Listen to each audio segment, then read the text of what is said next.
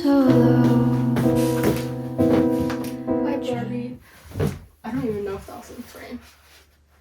Hi Barbie. Hi Ken. Okay. Hi, welcome back to Natalie's Diary. So today we're reading like the one and only Margot Robbie in honor of the Barbie movie coming out. I'm actually super hyped for the Barbie movie because me and my friends are gonna go watch. It's just so realistic, like childhood dreams. Like if you watch, like Margot Robbie doesn't walk down the stairs because kids just like take the Barbies and plop them up, like, and put them in the car. Like it's just pretty realistic. Like there's no water. I think the directing, chef's kiss. Like I'm so excited to watch it. But anyways, today we're reading like the one and only Margot Robbie. So I searched for, I'll link the website down below, but I searched for Margot Robbie's favorite books or book recommendations, and I got a bunch, and here I'll list a few other ones because I only got 3 today, and I feel like it's really hard to judge someone's taste with just 3 books, so maybe if I give you the other ones, you'll have a glimpse of her taste. But she recommends The Hobbit by J.R.R. Tolkien, Harry Potter and the Sorcerer's Stone by J.K. Rowling, The Famous Five, The Secret Seven, Nancy Drew, I love Nancy Drew, Dune by Frank Herbert, The Magicians, and Animals. But today the 3 that I chose were, I love classics, just love the symbolism and stuff. So I chose Ernest Hemingway, The Sun Also Rises, To Kill a Mockingbird, and it's not a classic, but I was kind of interested in this one, The 5 People You Meet in Heaven. But yeah, let's see if her taste is good. Oh yeah, trigger warning right now. Trigger warning, I'm gonna put this in the front. Trigger warning, rape and racism and a lot of other stuff. Time to read. Oh yeah, funny thing, my dumbass was like, because I read it for school, right? This To Kill a Mockingbird. I was like, why is my version so much bigger than everyone else's version in class? Because apparently I bought the larger print version. Like, please. Only my dumbass would do that. And like, I don't have a problem with larger print. It's just like, because now the book is bigger than the rest of my normal size books. So it's like kind of annoying to stack.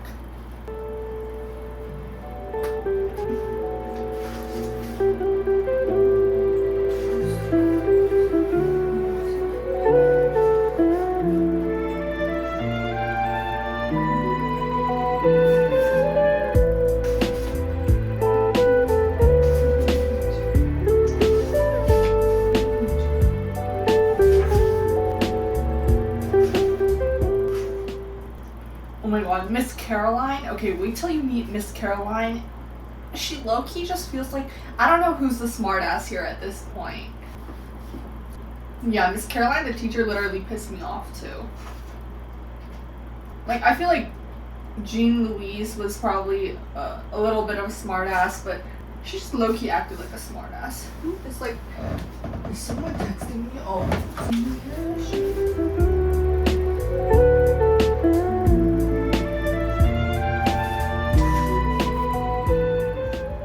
Like, honestly, my favorite character was like either Boo Radley or Calpurnia when I read this. Calpurnia was kind of an icon. She ain't playing around. And Boo Radley was just so kind. I don't know. He's low-key a cutie pie.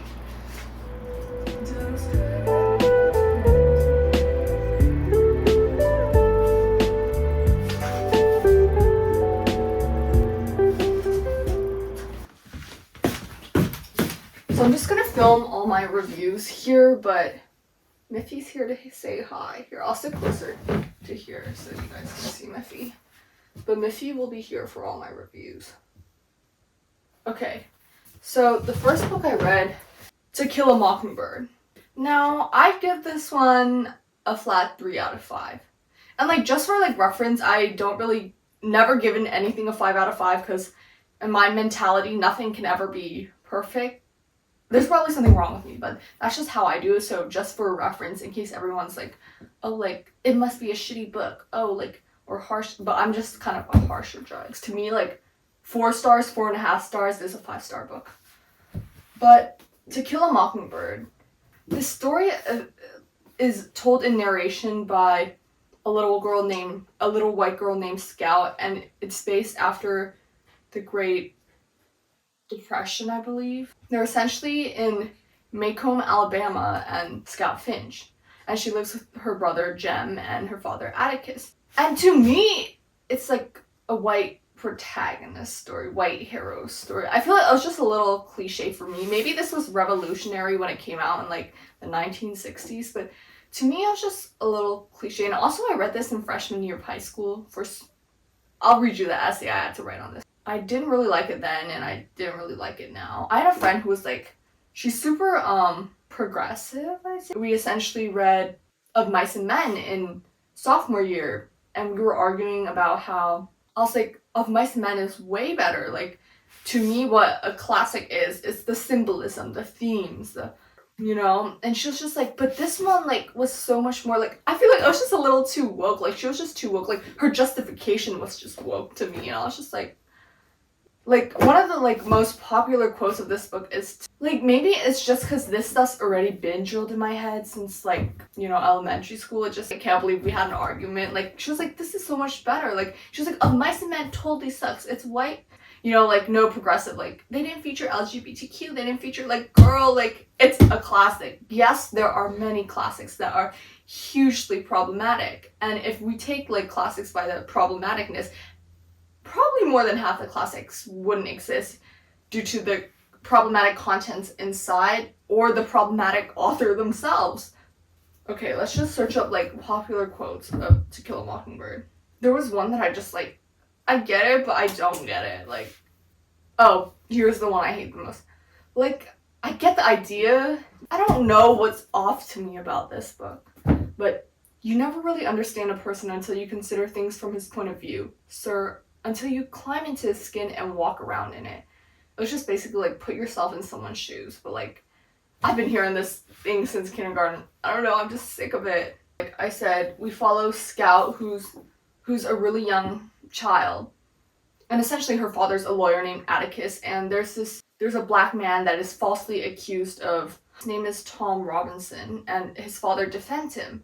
And the thing was, okay, spoilers, I guess spoilers, skip ahead if you don't want to hear spoilers, but the thing was, Tom Robinson, there's this another white girl named Mayella Ewell. She's this little girl. Her father doesn't give her attention, so one day she's curious and she gives, Tom's like working for his money, Tom's just working, and she gives him a kiss.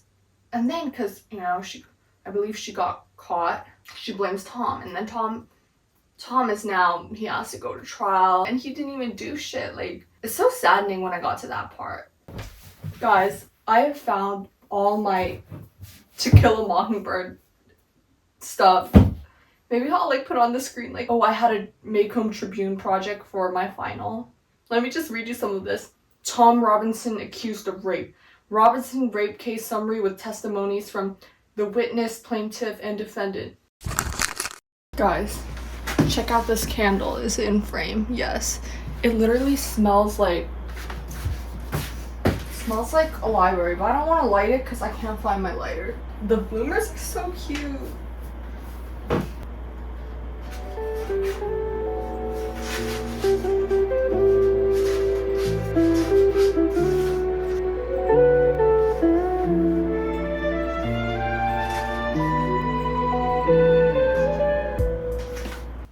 I also wanted to show my book stamp here. My friend got it for me for my birthday. It's so cute. And then it comes with an ink pad. So here we have my book.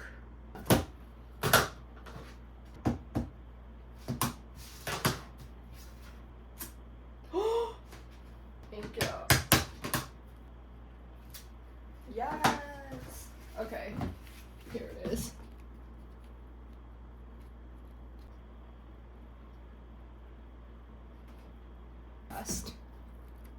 Lol. Yeah. Me and Miffy are back for the second review. Okay, she's sitting. Second book. The Five People You Meet in Heaven by Mitch Albom. Okay, so it essentially follows Eddie, who is a war veteran, and he's 83, and he works at an amusement park. And essentially, one day, one day trouble strikes the amusement park and he's saving this little girl. But as he saves this little girl, you know, kind of like an eye for an eye, he trades his life, so he dies.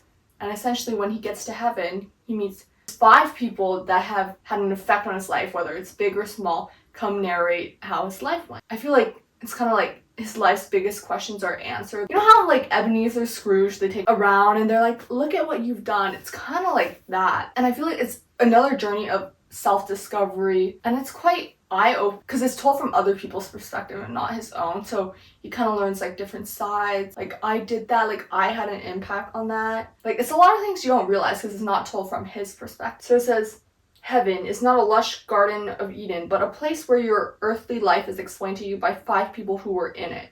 These people may have been loved ones or distant strangers, yet each one of them changed your path forever.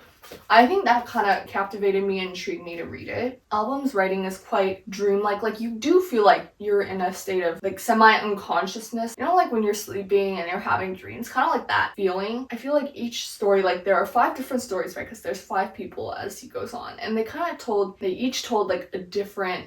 They didn't feel all the same, which was great. Like I like that. It was a different aspect each time. I like the layout of this book. His life is kind of told backwards, right? Because he dies first and then he goes to heaven, in which, because you don't know anything about Mr. Eddie until he meets the 5 people, and that's where you hear a story. Okay, it's 200 pages. It's quite short because the book is quite small. It took me 2 days to read. I'd give this a 3 though. I thought the idea of it sounded good, but for me personally, it just wasn't great. Yeah, I don't know if I'd read this over To Kill a Mockingbird or To Kill a Mockingbird over this. And I feel like the execution was fine. It just wasn't for me maybe. But I'm telling you, if this like really captivated me, if I was really into it, I could have finished this one sitting one day. This took me 2 days. But there were some good quotes in it though. Oh, here's this one about anger. I think, learn this from me. Holding anger is a poison. It eats you from inside. We think that hating is a weapon that attacks the person who harmed us.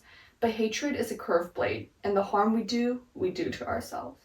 Yeah, I literally even doggy earfolded that page.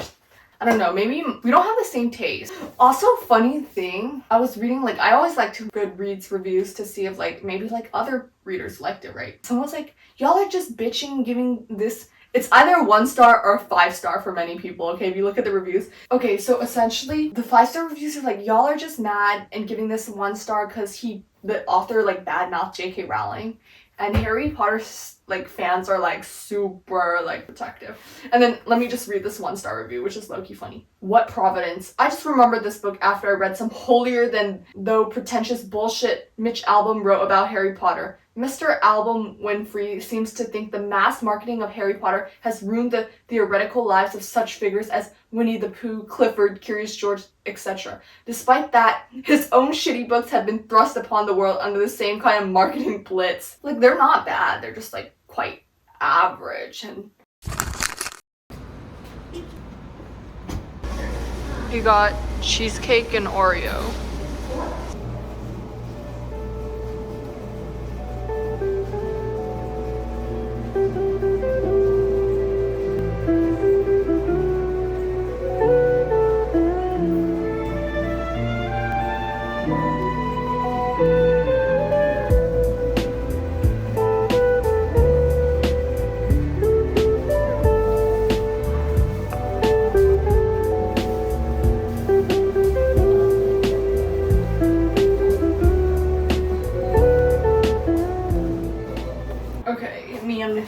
Here for the last book, The Sun Also Rises.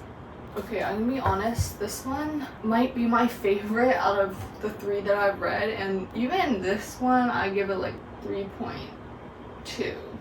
I read it like last year and I would have given it flat 3 at first, but then after going to school and having to do like world history, and I feel like I could apply some more of the context of this book into other applications of learning, I feel like I liked it more. So essentially, to me, this book is more of a not much plot, just vibes. Like these two have more of a like a storyline going on, right? But this is like I feel like little things happened here and there, like obviously that contributed storyline. For me, I like books like this a lot more where it's more thematical, like themes, symbols, and such. So essentially The Sun Also Rises, I'm just gonna take this off Google because I literally can't summarize to save my life. It's by Ernest Hemingway and it portrays American and British expatriates who travel along the Camino de Santiago from Paris to the Festival of San Fermin in Pamplona and watch the running of bulls and bullfights. But I feel like that wasn't even that central to me. Like they meet ladies along the way and that stuff. But to me, the most important part was it's essentially the ideas of feeling lost and male insecurity, also sex and marriage. Because this follows the lost generation, which is after World War I. Yeah. So if you don't know, after World War I, a lot of soldiers are either traumatized from after war, of course, or there's just a lost generation who doesn't know what to do with their life. And one of these characters, spoilers, just I think he like lost his he doesn't have genitalia or whatever or something like that. And this woman that he likes won't marry him, and that just adds to the idea of male insecurity. And they're just confused with their lives because they don't know what to do. Yeah, so that's from an injury in the war. So after war, they're just lost. Like they've experienced so much trauma and stuff. I'm sorry, but America just don't got that many good writers, especially the male ones. Ernest Hemingway, he's okay. Like we got what F. Scott Fitzgerald, Steinbeck's. Most of Steinbeck's books are around the same because it's around the same time period.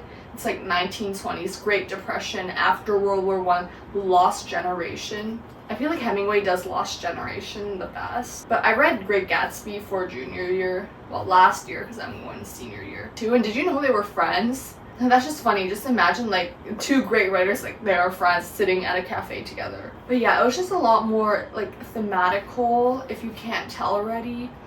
And like also the like historical application. But anyways, okay, Margot Robbie I don't think has bad taste in my opinion. Just not my type of taste.